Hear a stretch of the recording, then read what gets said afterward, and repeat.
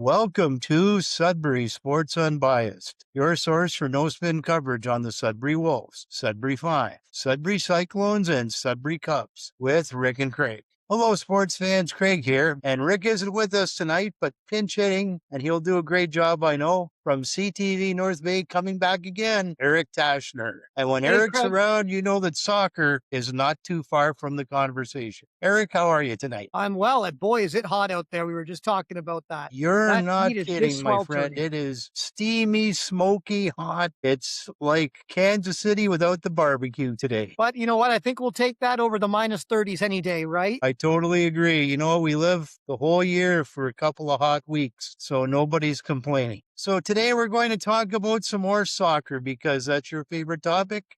It's one of my favorite topics. And, you know, I was thinking about it today, Eric. 104 games in the World Cup. 100 are done. Only 4 are left. It flew by, eh?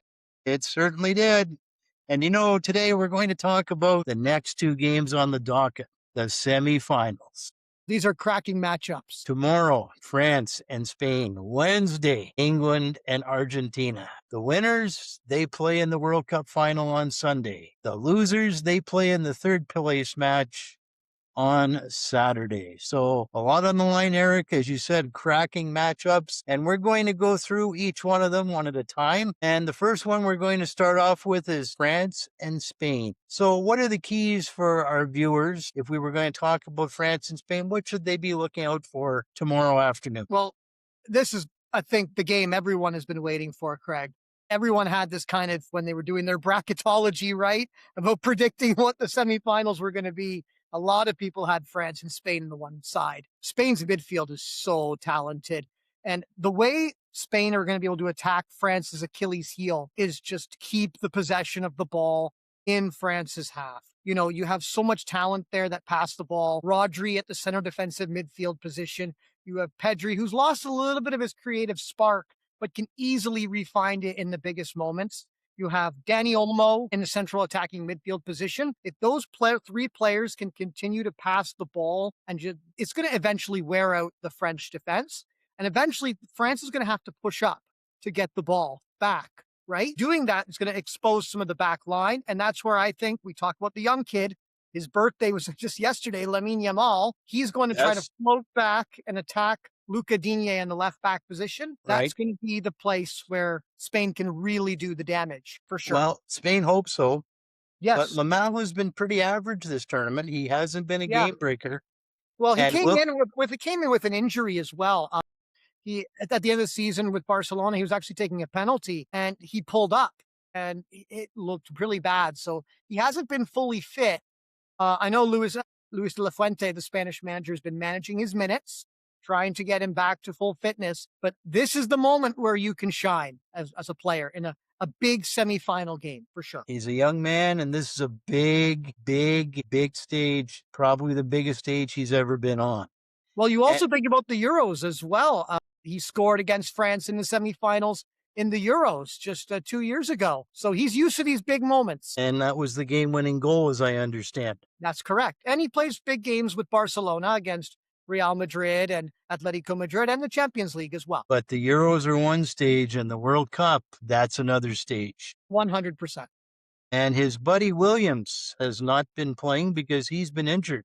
Yeah, Can we expect anything from Williams tomorrow? I think he's going to come off the bench. I think Luis de la Fuente has found his kind of starting lineup with Ferran Torres in the striking position. Baena can also play. He's from, I believe it was Atletico Madrid or Athletic Bilbao, one of the two there. So he's going to also be on the left wing. I don't know how many minutes Williams will get, but he has a really good link-up play with Lamine Yamal. We saw it in the Euros. We saw it in the Spain-England Euro final. Both of them just linking up and just running riot around that English back line in the Euros. Right. And so aside from those two on the midfield, who's an X factor for Spain, do you think? In what ways do you think? In other words, who could be the one that could surprise with a goal that could turn the tide? Well, not one of the stars. Okay. Well, I think Gavi on the bench. He's a player that brings a lot of intensity. And if Spain are really going to want to bring that intensity to the game, he's a young man. He's plays with Pedri a lot with Barcelona. I really like the way he brings intensity, fight, and heart to the game. And he's a very, very talented midfielder. And the Spanish goalkeeper's been excellent so far this tournament, but he Yes. hasn't been very tested. No, and you know what, Craig? It's kind of funny. We talk about France's plethora of attack. My goodness, Spain's plethora of goalkeepers. Unai Simon, he will be the starter. They have Raya from Arsenal, who just won the Premier League. And then they have the third choice keeper, who's Barcelona's starting goalkeeper. He's also on the bench. So they haven't been tested. I think Spain have a very good compact defense with Cucurella and Aymeric Laporte and the young man as well, Pau Cubarsí. It's going to be up to them, and they're going to be under a lot of pressure if the game goes France's way, where they're going to be able to attack, and they're just going to put a lot of pressure on those defenders. And those defense, I think, are going to face a fearsome attack. You look at France, Dembele, Mbappe, Olise. These guys have multiple dangerous offensive weapons. And you're forgetting Desiree Doué as well. I forgot Doué, you're right. They can also bring in Bradley Barcola off the bench and Zaire Emery off the bench. They've got so many options. Didier Deschamps is spoiled with his French side, 100%. Well, and I saw Barcola the other day when Mbappe came off, and I went, "Who's this number 12? This number 12 is pretty good." Yeah, he is very good. He's got the skill set as well. And that's why I just said that Didier Deschamps has he's very spoiled because of the fact that he can bring Dembele off if he's having a tough game. And he can bring Doué in to go slide right into that position. I think France do have a lot of stability as well from their bench. They like Zaire Emery, we don't talk about him a lot. He is a fantastic footballer, Craig. He's a joy to watch as well. I don't think Spain has faced anywhere near this kind of an attack, and that's what I'm looking for. How will the Spanish defense respond to the French attack? And that's going to be, like I said, if Spain can hold the ball, control the ball for long periods of time, it's going to tire out that French attack. It's going to frustrate them. That's how you beat this French side, is by holding the ball, passing it around, and looking for one or two key moments where you can slip in Lamine Yamal behind Luca Digne. I think France's best option is going to be with their speed on their wingers, potentially with the counterattack going the other way. And you can run at Cucurella, you can run at Cubarsí. They do have mistakes in them, and you can expose that back line if you can get your speedy wingers up really quickly with the ball at their feet. Because one of the things that I heard is that France may invite Spain to have possession, and they may try to hit them on the counterattack. And that's exactly how I think they're going to set up. And I think if they can do it successfully, they're going to win the game. If Spain can hold the ball and continue to pass it around and tire out the French midfield, then they're going to control the game, and then Spain can win the game.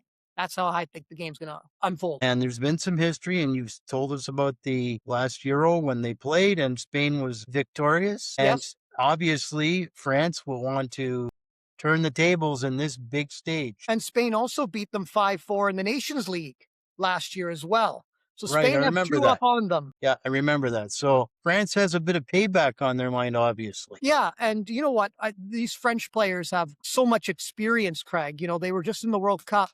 Mbappe was, and Dembele was, and Digne was, and Chouameni was. They have the experience from the last World Cup in Qatar. They know these big moments and what is needed in these big matches, for sure. And France wants to get back to the winner's circle. Yes, they would have 4 World Cup titles if they won the shootout in 2006 and in 2022 as well. Right. So I think they'd love to get that 3rd star. Yeah, I think they would too, and I think that'll be definitely a motivating factor. Spain, also a previous champion. They won in 2010, I believe. In South Africa, yes, against the Netherlands in a very, very intense match. I don't know if you remember it, but there were so many fouls in that match. It was a very, very ugly final. Right. So I'm going to put you on the spot because that's what I do to Giuseppe Politi when he comes on. So, Eric, who wins and by what score? And then I'm going to give you my prediction. I'm going to say Spain. And the reason I'm going to say Spain is I think that they're going to hold the ball so much that I think they're going to run around and tire out the French midfield. Now, I'm going to throw something here that's kind of comical. EA Sports has always predicted correctly the winners of the World Cup. They predicted Spain. So I'm going with EA Sports' prediction, and I'm going to say Spain beats France by a score of 2-1 in extra time. So now we have the curse of the EA Sports if it doesn't work out. Either Yes, that, or if they're right, guess what? EA Sports is a lot smarter than we think they are. I think so.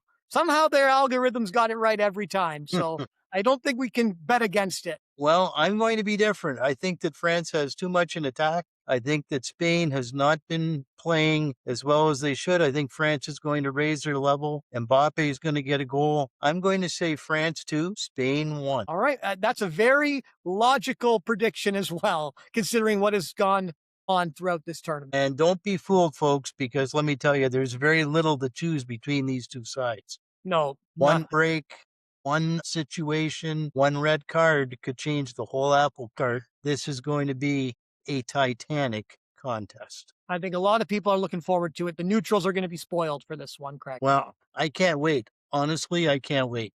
Me neither. Going to be a And great game. that brings us to Wednesday. Yes. And Eric, I don't know how well you follow sports, but let me tell you, in today's world, we have teams and we have players. After they play each other, they kiss each other, they hug each other. It's lovey dovey.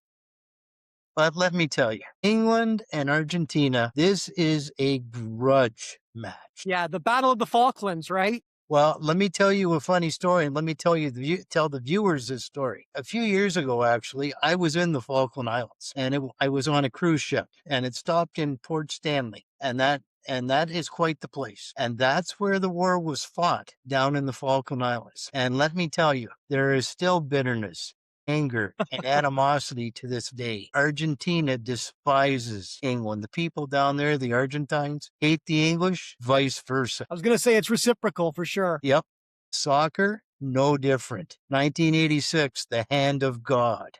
Yes. Diego Maradona going down the field and England protesting vehemently. No Yeah. VAR back then. No real good technology back then. The goal stood. Argentina won. We also forget the goal of the century that Maradona scored, running through Yes, the entire English back line as well. that's correct. And then 2002, when these teams faced off again, and Argentina was victorious. So England has a lot of payback on their mind. Argentina wants to stick it to the English once again. Yeah, they do. Eric, how do you break down this grudge match? Because these teams, I have to tell you, I think they hate each other. I think they do too. I really liked what Lionel Messi said to reporters after the game against Switzerland. He called England a powerhouse. He's never played England before. That's right. So I think he's itching, getting ready to go. I think this is going to be a really interesting matchup. I think England have a really good foundation with their side that Thomas Tuchel has built. And I say this as a joke, but Argentina have what's called the power of friendship, I think. It hasn't really clicked. It hasn't really connected in these last couple of games, but they have that mentality. They seem like they can't be beaten no matter what happens in the game. So I'm really looking forward to this, Craig. I think it's going to be actually a really exciting match. We just talked about France, Spain being probably the best two teams in the tournament. I think this is going to be the best of the two matches, to be honest. I think it's going to be so exciting. I think this will be easily the best match of the tournament. The intensity, the emotion is going to be wild. And the Argentinians, tough guys. Yeah. These they're a tough nut to guys, crack. these guys don't take crap from anybody. And I think Argentina is going to be very physical. Mr. Jude Bellingham, he bet they're going to know by the 5 minutes into the game what he had for lunch and what his deodorant is. And the same thing goes with Harry Kane because Argentina will be targeting those two guys. And the same thing's going to be happening on the other side. You're Correct. going to have the English defenders are going to want to man mark Messi. They're going to want to put two on him at all times. You cannot let him drift anywhere because if he gets even this much space, Craig, he's going to create something magical. We've seen it this World Cup. Yes, we have. We saw it in Qatar, and we continue to see it in the MLS. Yes. So break this down for me. How does England win this game? England have to make sure that they don't get into a physical match. We know how tough, like I was saying, tough nut to crack Argentina is. I think England's going to have to really push up and make sure that they play football. Don't get into the Argentine shenanigans.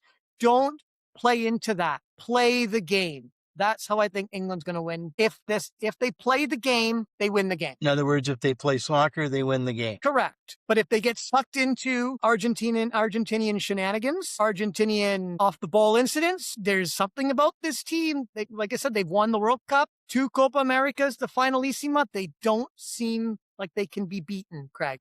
So you have to play your game. It's the CONMEBOL physical dark Yes. art style. Yes, and it works for them. They found a way for it to work for them with Paredes and DePaul. They're very intimidating midfielders that just know how to turn the game on a screw, and they can do that in an instant. So play your game. Don't get sucked in. Who's an X factor for England? Somebody that we're not expecting to score a goal that might. Bukayo Saka, for sure. I know he's had a bit of an injury coming in. I think Thomas Tuchel is trying to manage his minutes, but I think if he can run at Molina or Montiel, or if they switch him to the other side of the wing, I know Madueke has had a tough tournament. Bukayo Saka is a wonderful footballer to watch, Craig. And if you ever have a chance to watch him at Arsenal, he's a great player. Great. The one thing I've noticed with Argentina, fast wingers, fast forwards can get on their defense and cause them problems. Well, they have 2 very good strikers, too. You can take Julian Alvarez off, who had a great season at Atletico Madrid, who's looking maybe for a big money move to Barcelona. And you could put Lautaro Martinez in from Inter Milan, who had a great season as well. The Argentine attack has so many lethal weapons. But again, the midfield I think their legs are spent, to be honest. They played a lot of high-end games. They played, the whole tournament in Qatar. They played the whole tournament, the 2 Copa Americas in 2021, 2024. Eventually, your luck has to run out, right? Is it going to be this game? Who knows? Who knows? But I'll say this. I think Argentina has an X factor. They do. And the X factor is they are a battle-hardened group. And they keep saying it, but I see it. This team knows how to win. Yes. And when you have 2 relatively equal teams, sometimes that intangible, knowing how to do it and doing it makes the difference. I could say the other X factor is a small man from Rosario, Santa Fe. How do you stop Lionel Messi? That's going to be the challenge for England. Well, the thing that impressed me the other day, and you mentioned it last night when you were on, that during the game, Messi all of a sudden became not just a player, he became a tactician, a coach on the field. Yes. And to me, that's the difference. Lionel Messi can see how a game is going, and he can say, I'm going to do this. And he can impact the game with his brain. And very, very, very few athletes, let alone soccer players, but athletes can really do that. And do you know what is a really good example of that? I remember in the 2022 World Cup in Qatar, in the quarterfinals against the Netherlands, if you watch I believe it was Molina who scored. It was Molina or Montiel? I believe it was Molina. And Messi found a pass, I believe it was through 3 Dutch players' legs. And it was like no one in the world can find a pass like that because it had to go at the exact time, the exact pace, and the exact speed to find Molina, who was bursting into the penalty area, and he tapped it in. So his vision, I think, at 39 is still unmatched. I mean, at 39, your body's not supposed to do what you're doing right now. 8 goals, 2 assists in this World Cup. It's remarkable. And even if they don't win it, this is going to be talked about for a long, long, long time in Argentina and from pundits all over the world. Body may not be able to do what it did maybe 8 or 10 years ago, but the brain is advanced. Yes. And I think that's the difference. Lionel Messi now has the ability to see the game much better. Yes. And it's going to be really tough for players like Jude Bellingham and Elliot Anderson to stop that. If they're going to are they going to push back a little bit more and play more defensively? If Thomas Tuchel going to say, this is how we need to play to stop this lethal attack from Argentina? Or are they going to push up and say, we're going to take this to them? Because we know that there are holes in that Argentina back line. It's going to be very interesting. I think it's going to be like a chess match. What are the 2 managers going to do to win the game? What are they going to say? What are their tactics going to be like? And it's all going to come down to those moments. Something tells me in this game, if I'm England, I'm not really too sure about Jordan Pickford. Pickford's a good goaltender, but I have a feeling that he can make an error. And we haven't seen much of Emiliano Martinez. He always likes to be a little silly, a little goofy. He likes to get in people's minds. We haven't seen him do much of that. He's had a pretty poor World Cup by his standards. He's looking for a big move, maybe to Juventus from Aston Villa. We haven't seen him do much either. Now, if it goes to penalty shootouts, we all know what Emiliano Martinez can do, dancing on the line, throwing the ball away, going right up in the players' faces.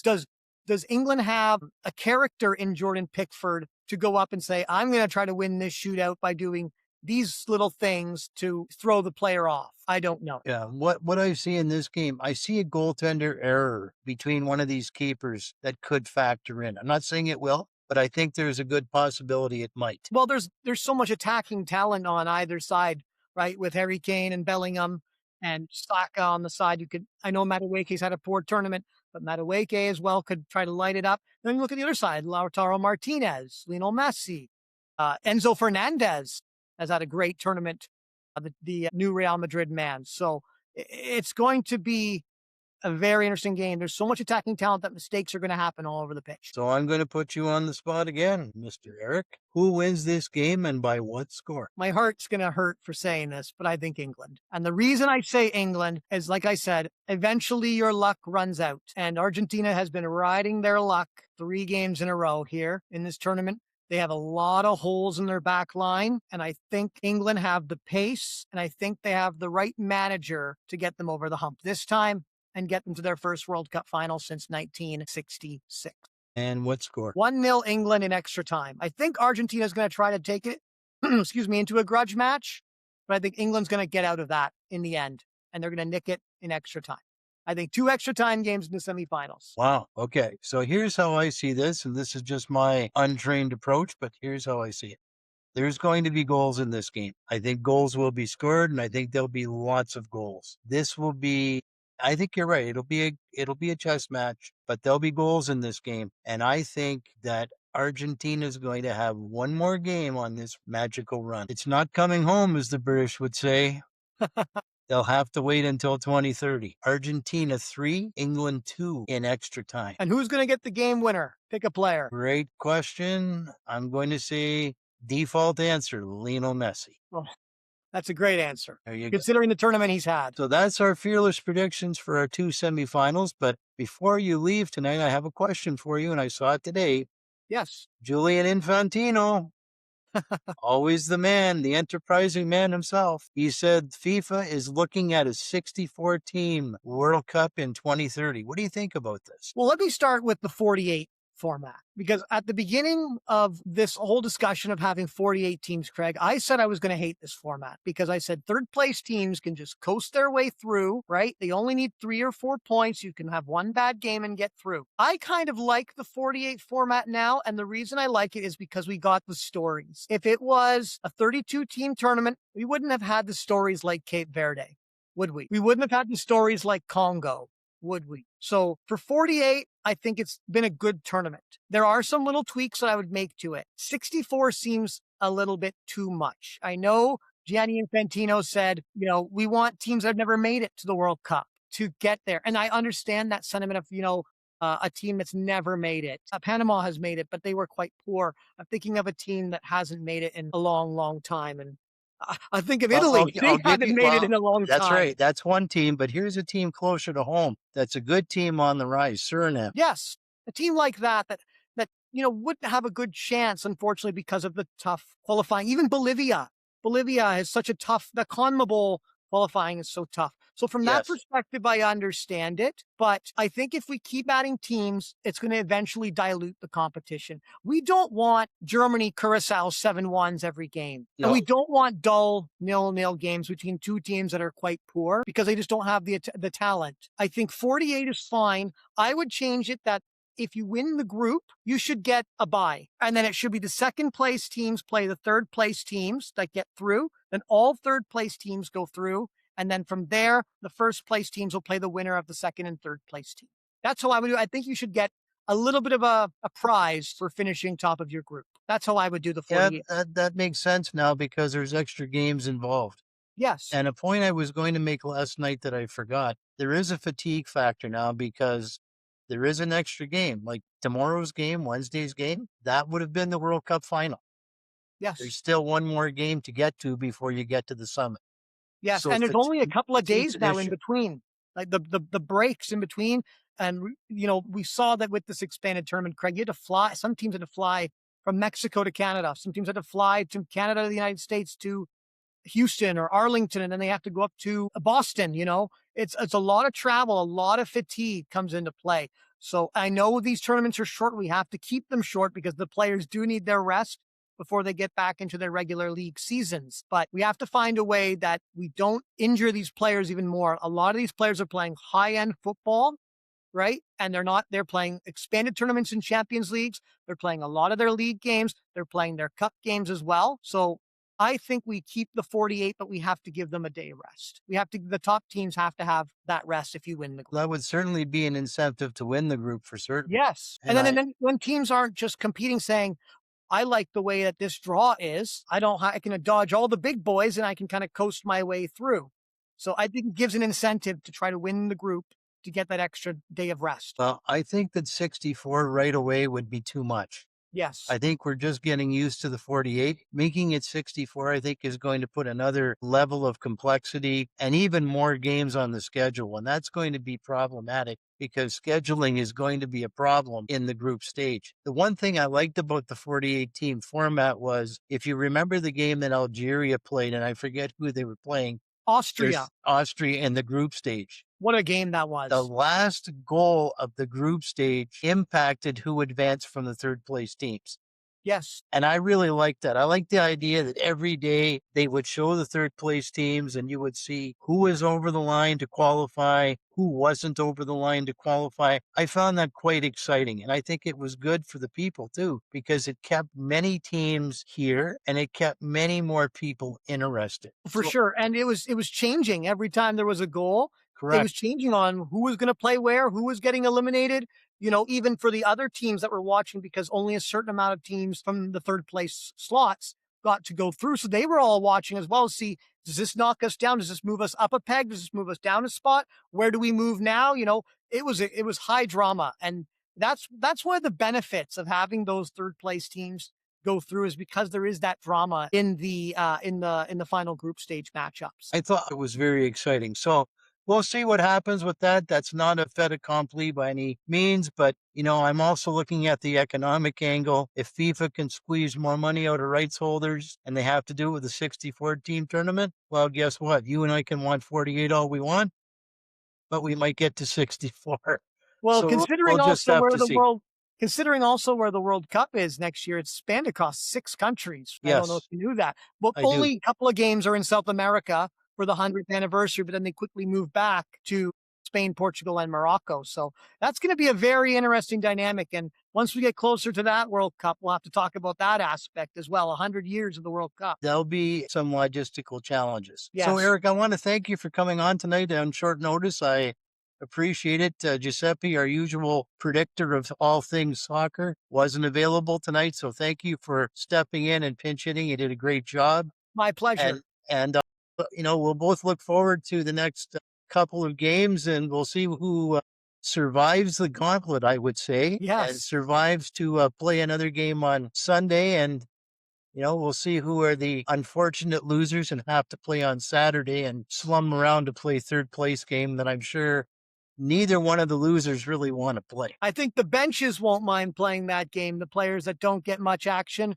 And to be honest, I think even if Argentina lose, I think we'll still see Messi. It'll be his final World Cup game. I don't think Lionel Scaloni will say no to putting him out there, even if it's only for a half. I think he'll give the He'll fans get a what they want. cameo for certain, but don't be surprised if he's still playing on Sunday. We'll see what happens. Both of them are going to be excellent games, and we'll have to get Rick's predictions off screen for sure. Yeah, well, Rick, I think will appreciate the grudge match aspect of the England-Argentina thing. That I has think so too. many decades of history. Eric, thank you again. Appreciate your help. And we'll see you down the line. Thank you for everything you did and helping out tonight. And we'll talk soon. Thank you for having me. Talk soon. All right. Bye for now. And folks, if you like what you're hearing, hit like and subscribe. Thanks.